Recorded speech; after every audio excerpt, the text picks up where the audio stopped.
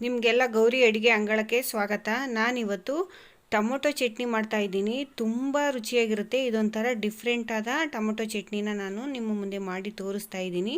ಇದು ಇಡ್ಲಿ, ದೋಸೆ, ಚಪಾತಿಗೆ, ಪೂರಿಗೆ ಎಲ್ಲದಕ್ಕೂ ತಿನ್ಬೋದು. ಮತ್ತು ರೈಸ್ಗೂ ಸಹ ನಾವು ಕಲಿಸ್ಕೊಂಡು ತಿನ್ಬೋದು. ಸಖತ್ತಾಗಿರುತ್ತೆ. ನೀವೊಂದು ಸಾರಿ ಟ್ರೈ ಮಾಡಿ ಕಮೆಂಟ್ ಮಾಡಿ ತಿಳಿಸಿ. ಈಗ ಟೊಮೊಟೊ ಚಟ್ನಿನ ಹೇಗೆ ಮಾಡೋದು ಅಂತ ನೋಡೋಣ ಬನ್ನಿ.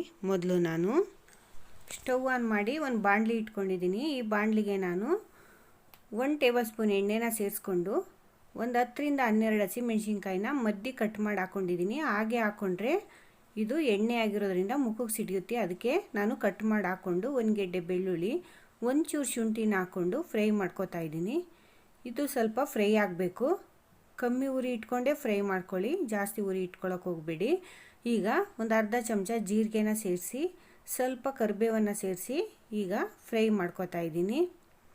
ತುಂಬ ರುಚಿಯಾಗಿರುತ್ತೆ. ಈ ಚಟ್ನಿನ ಈ ವಿಧಾನದಲ್ಲಿ ಮಾಡಿ ನೋಡಿ, ಕಮೆಂಟ್ ಮಾಡಿ ತಿಳಿಸಿ ಹೇಗಿದೆ ಅಂತ. ಈಗ ಒಂದು 6 ಟೊಮೊಟೊನ ನಾನು ಕಟ್ ಮಾಡಿ ಇಟ್ಕೊಂಡಿದ್ದೀನಿ. ಈಗ ಇದಕ್ಕೆ ಸೇರಿಸಿ ಇದನ್ನು ಸಹ ಫ್ರೈ ಮಾಡ್ಕೋತಾ ಇದ್ದೀನಿ. ಟೊಮೊಟೊ ಸ್ವಲ್ಪ ಮೆತ್ತಗಾಗಲಿ, ಅಲ್ಲಿವರೆಗೆ ಫ್ರೈ ಮಾಡ್ಕೊಳ್ಳೋಣ.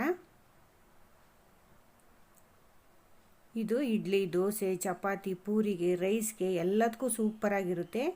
ಈಗ ಒಂದು 1/4 ಟೀ ಸ್ಪೂನ್ ಅರಿಶಿನ ಸೇರಿಸಿ, ರುಚಿಗೆ ತಕ್ಕಷ್ಟು ಉಪ್ಪನ್ನು ಸೇರಿಸಿ ನಾನು ಮಿಕ್ಸ್ ಮಾಡ್ಕೋತಾ ಇದ್ದೀನಿ. ನಾನು ಆಮೇಲೆ ಉಪ್ಪು ಹಾಕಲ್ಲ, ಈಗಲೇ ಒಂದೇ ಸಾರಿ ನಾನು ಉಪ್ಪನ್ನು ಸೇರಿಸಿ ಮಿಕ್ಸ್ ಮಾಡ್ಕೋತಾ ಇದ್ದೀನಿ. ಈಗ ಇದು ಸ್ವಲ್ಪ ಮೆತ್ತಗಾಗಿದೆ, ಸಾಕು ಇಷ್ಟ ಆದರೆ. ಈಗ ಸ್ಟವನ್ನು ನಾನು ಆಫ್ ಮಾಡ್ತಾ ಇದ್ದೀನಿ. ಇದು ಪೂರ್ತಿ ತಣ್ಣಗಾಗೋವರೆಗೆ ಬಿಟ್ಬಿಡೋಣ. ಪೂರ್ತಿ ತಣ್ಣಗಾದ ಮೇಲೆ ಒಂದು ಜಾರನ್ನು ಇಟ್ಟು ಆ ಜಾರ್ ಒಳಗಡೆ ನಾನು ಇದನ್ನು ಸೇರಿಸ್ಕೋತಾ ಇದ್ದೀನಿ.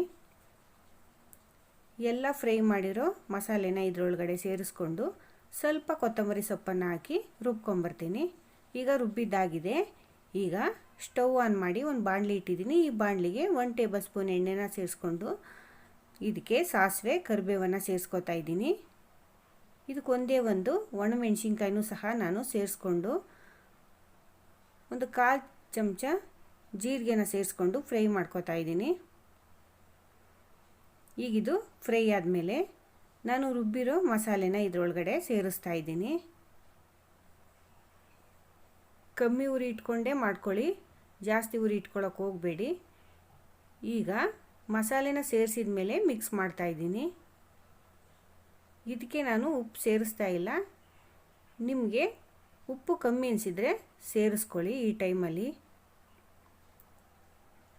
ಈಗ ಇದು ಮಿಕ್ಸ್ ಮಾಡಿ ಸ್ವಲ್ಪ ಒಂದು 5 ನಿಮಿಷ ಇದನ್ನು ಒಂದು ಮೀಡಿಯಮ್ ಉರಿಲಿ ಇದನ್ನು ಫ್ರೈ ಮಾಡ್ಕೊಳ್ಳೋಣ. ನಾನು ಈ ಅದಕ್ಕೆ ಬರೋವರೆಗೆ ಫ್ರೈ ಮಾಡ್ಕೊಂಡಿದ್ದೀನಿ. ಕಮ್ಮಿ ಉರಿ ಇಟ್ಕೊಂಡೇ ನಾನು ಫ್ರೈ ಮಾಡ್ಕೊಂಡಿದ್ದೀನಿ, ಜಾಸ್ತಿ ಉರಿ ಮಾಡ್ಕೊಂಡಿಲ್ಲ. ನೀವು ಅಷ್ಟೇ ಕಮ್ಮಿ ಉರಿ ಇಟ್ಕೊಂಡೇ ಫ್ರೈ ಮಾಡ್ಕೊಳ್ಳಿ. ಈಗ ನಾನು ಚಪಾತಿಗೆ ಚಟ್ನಿ ಮಾಡಿರೋದ್ರಿಂದ ಚಪಾತಿ ಜೊತೆಗೆ ಸರ್ವ್ ಮಾಡ್ತಾ ಇದ್ದೀನಿ. ನೋಡಿದ್ರೆ ಕಡಿಮೆ ಸಮಯದಲ್ಲಿ ನಾವು ಟೊಮೊಟೊ ಚಟ್ನಿನ ಎಷ್ಟು ಸಿಂಪಲ್ಲಾಗಿ ಎಷ್ಟು ಬೇಗ ಮಾಡ್ಕೋಬೋದು ಅಂತ. ಈ ರೆಸಿಪಿ ನಿಮ್ಗೆ ಇಷ್ಟ ಆಗಿದ್ರೆ ಲೈಕ್ ಮಾಡಿ, ಶೇರ್ ಮಾಡಿ, ಕಮೆಂಟ್ ಮಾಡಿ. ಇನ್ನಷ್ಟು ಈಸಿ ರೆಸಿಪಿಗಾಗಿ ನಮ್ಮ ಗೌರಿ ಅಡುಗೆ ಅಂಗಳಕ್ಕೆ ಸಬ್ಸ್ಕ್ರೈಬ್ ಆಗೋದನ್ನು ಮರಿಬೇಡಿ. ಮುಂದಿನ ಸಂಚಿಕೆಯಲ್ಲಿ ಮತ್ತಷ್ಟು ಇಂಟ್ರೆಸ್ಟಿಂಗ್ ರೆಸಿಪಿಯೊಂದಿಗೆ ನಿಮ್ಮ ಮುಂದೆ ಬರ್ತೀನಿ. ಕಾಯ್ತಾ ಇರಿ. Thank you.